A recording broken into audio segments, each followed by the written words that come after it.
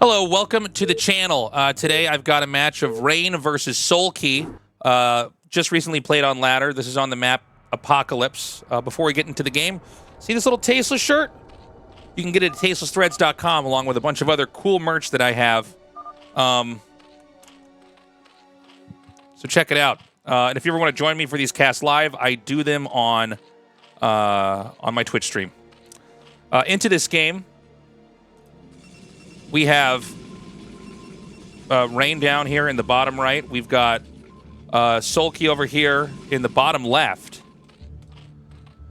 We have seen some games of Soulkey online where he's playing Terran and Protoss as well, by the way. He seems to be able to basically play all the races. And he's been really killing it this season of ASL. So definitely check that out if you haven't seen Season 16 yet. We're in the middle of it.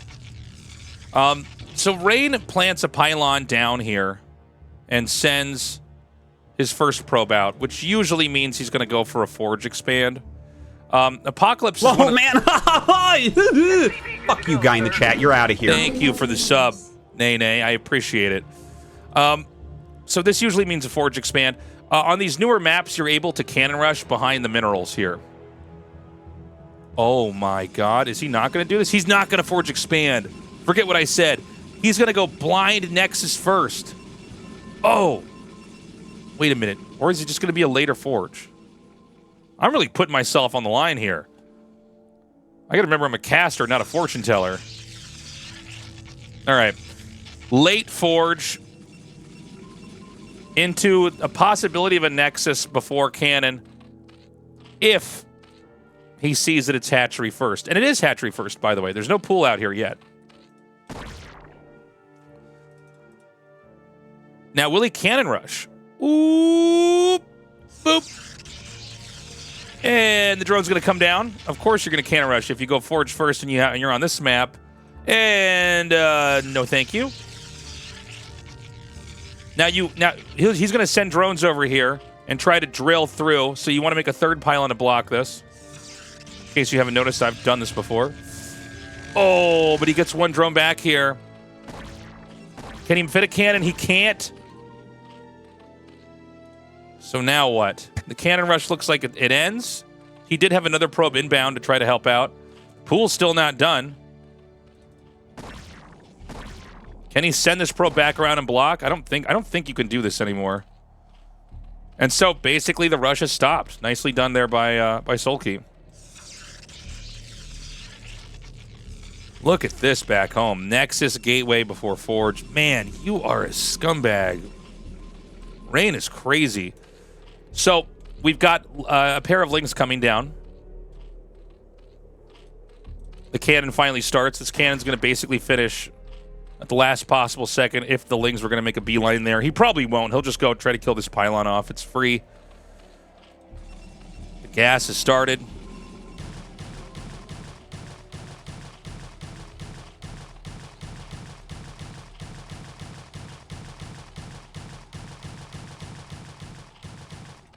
Now, back at home, things are going to be, well, I guess everywhere on this map, it's going to be a little bit quieter, right? Zerg doesn't seem to have any incentive to attack yet. He's already gotten up to 50 gas, but you can't make a den right now, not unless you're like being really sneaky and you make it there. And I just don't think that's something you want to do versus Rain. So he makes the lair. Now, look, in a perfect world, would you show them you had a lair? No, but if you're going to be scouted, lair is basically the more standard tech. So, you know, there's nothing to really directly counter here. That doesn't mean that you couldn't cheese with a bunch of mutas later on or do some kind of weird drop play, but it's very different from some of the other games we've already casted on this channel where we have players that go for Hydra busts. So this is going to be much more of a classical PvZ. Playing like in air quotes the correct way to play. Probe is still alive. It actually has not even taken any hull damage. You can really appreciate how quickly probes regain shields when they're not taking damage. It already has a quarter of its life back. Over here, the link speed is about halfway done. And so we're going to have to wait and see as this layer finishes what the tech is going to be. If I had to guess, I would say it's going to be a Spire right over here. And then you know, Scourge to basically counter the Corsairs. We have one Stargate coming down, and he is getting air weapons. This is actually air weapons after the ground weapons upgrade. And when you go for air weapons before seeing some kind of a Muta all-in, it basically lines up to be a Charge Zealot +1 ground attack +1 air attack with the Corsair timing, where you're looking to do a lot of damage with Zealots early on as the Corsairs are killing Overlords. So that's the game plan.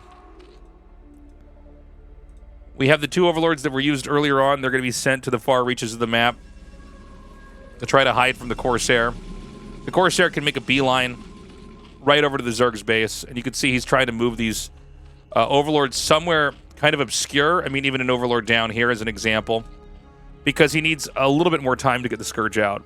The Spire is not done yet. And so Rain's going to come through. He's not going to see a single Overlord. And when you do this maneuver with the Corsair, you got to really... Oh, dude, he's such a gamer. Oh, gamer alert. He found it. All right. I don't know the hotkey to remove the mini-map, so just imagine this thing dies down here.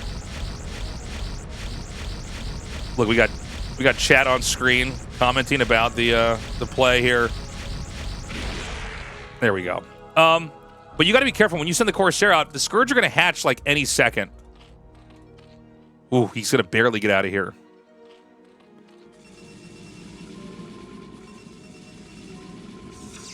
You do not want to lose any Corsairs when you're going for +1 air attack. And he's not going to be cutting Corsairs until he has at least 5 out. Templar Archives is coming. All right, he doesn't lose any of these. You might have noticed in pro games, a lot of Protosses put the second gateway here. That's so that if this turns out to be a Mutalisk all-in... Uh-oh. Uh-oh. Rain? I can only zoom out so far. All right, so he's on the run with this one. He's going to try to loop back around. This one should be safe. Is he going to actually save these? He's running. Oh! Go! Okay, that one's safe. Oh my god, he saves all of them. He's so good. So the reason why you make the 2 gateways back here is if it turns into a Muta all-in, you can morph an Archon and not have the Templar get sniped as it's coming out of the main.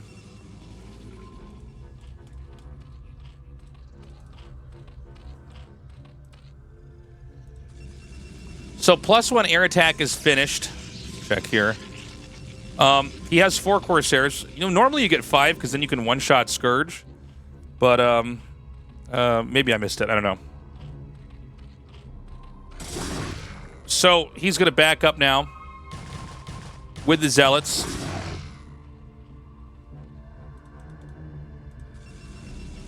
And we're getting into, you know, pretty standard PvZ here. The Zerg, you know, you make the Scourge just to scout and get rid of the Corsairs, but we're going now into Mass Hydra. This is 6 hatch on layer. Lurker upgrade is coming.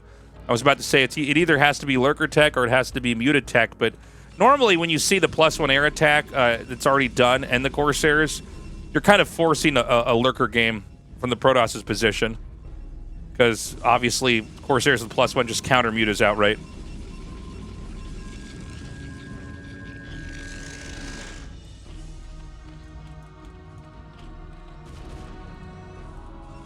Now, things have really slowed down. Whoops. The Robo has come. We're on 6 gates. Dragoon range has started. And by the way, in the games I've casted of Rain, it seems like he really likes these kinds of plays, where he basically has all the upgrades.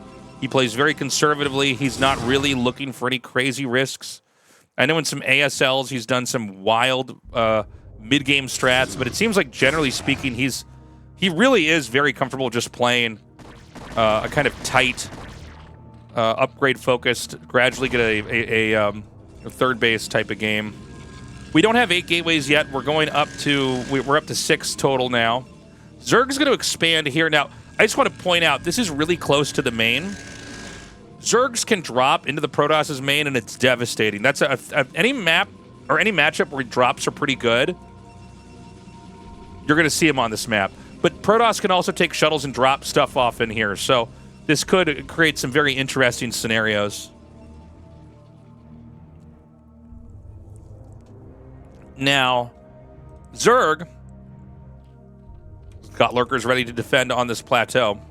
The Protoss takes a third base. Both sides looking very, very comfortable right now. No shuttle in play just yet, so there won't be any drops from the Protoss' side over here. The lurkers are going to make a nice little concave over here to rebut any pushes that would come down that don't have to engage with the larger platform. 1-1 is done. We don't have a second forge, and we don't have... oh, look at that. That's so cute. He's basically ready for a drop. He's like just going to play as if he's about to be dropped. 1 Templar, Dragoons, and Zealots. And look, Rain is just playing like a super passive game. He's like not going to push for a while now. So we could be in for a pretty long game here.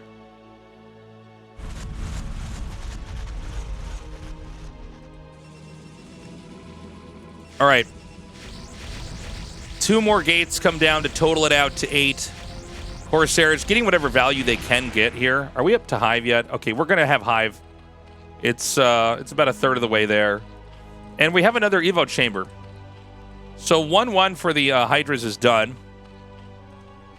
Rain is at about 150 supply. The transfer just now starts. He needs to take his gas, though. Wow, more macro hatches coming down. This has been a very slow and kind of dramatic buildup. The push is heading out. And he basically leaves the Corsairs over here to catch any Overlords if they're going to come in. Can Rain actually force this? I mean, this is so many... This is just an insane amount of lurkers here. He moves in. Zealots in the front. He does one nice storm, gets the Observer, and the push has to end. And honestly, I mean, I don't even know where you could attack right now. Zerg looks pretty invincible. And so the game goes on.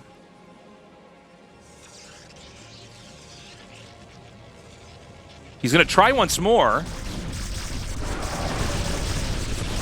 Nice size storms here. Another beautiful storm goes down. And, you know, he might be able to do it. There's one more lurker that's basically holding the ground here. But dude, there's so much. Yeah, there's no way Rain's going to get through there. Sulky's looking just phenomenal here. You can even see it's hard to get these units back out of here. The Hydra's continuing to do some more damage. More Dragoons falling. This one's going to be taken out, no doubt. There is a 4th base for the Protoss, though. This is the likely spot Zerg would take next, but just keep in mind this upper third of the map is going to start to play a role if we don't see anything happen here sooner. Now, does he have drop? I don't know if there's a way I can check for drop, but you got to wonder, man. I mean, this is such a juicy little base to drop onto. The Lings are going to see the probes here, so he'll know that this base has been taken. Even Scourge down here to intercept for storm drops. Do we have Reaver Tech? No. Thought I was going to nail it just there and look so cool for you. So we're still technically in mid-game. Without Reavers out here, the Protoss is just technically still trying to push. Oh no, not your observers! He gets his own obs. The lurkers are so high in number that Sulky can snake around the map with them. The Zealots stand no chance. He should not be moving this in here. He does back up. Some plague. Is that a plague? No, it's not. I'm crazy. It's just red. I'm dumb. So he's going to drive this out. Very nicely done. And be able to make a hatchery over here.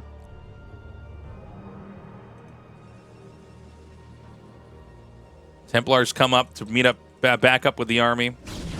I don't know, man. It seems like Zerg has a lot. It was like Zerg was going to camp all day until they were just ready to kill the Protoss, and it seems like we're almost at that moment. Really good Dark Swarms here. Some Psy Storms come down to blanket the area. These Lurkers are really going to task over here. on these zealots. I mean, dude, there's so much coming. Oh my God, Sulky just makes this look so easy. It's insane to me. Look at this. What? What Protoss army? Whoa. Oh my God, he's so good. I mean, there you have it, man. He's pretty good. Thank you for watching that cast of mine. I do hope I've earned your subscription for the YouTube channel. If you want a cool shirt like this, that's me. You can get it at tastelessthreads.com. And join me on my Twitch stream where I cast these live. And sometimes I win StarCraft games. Sometimes I lose. Have a lovely day. Bye-bye.